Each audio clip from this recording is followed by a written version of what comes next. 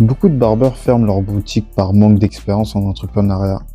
Quelles sont les réelles clés? En fait, les réelles clés justement à ce problème, c'est vraiment déjà d'une information et comprendre que un coup de ciseau ne suffit pas. Ça, c'est important. Un coup de tondeuse ne suffit pas. Il suffit pas de mettre des gants noirs, un tablier, voilà, mettre un logo barbeur pour pouvoir assurer justement une pérennité. Non, il faut bien comprendre que voilà, pour durer dans le temps, il faut savoir un esprit entrepreneurial. Moi, ça m'étonne souvent. Des fois, tu vois, chez des barbeurs, ils ont même pas de produits à vendre.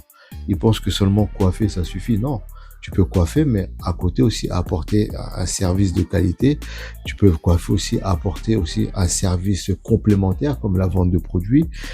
C'est vrai que tu es barbeur, mais aussi d'un côté tu es vendeur et d'un autre côté tu es aussi commercial et d'un autre côté aussi tu es un peu marketeur.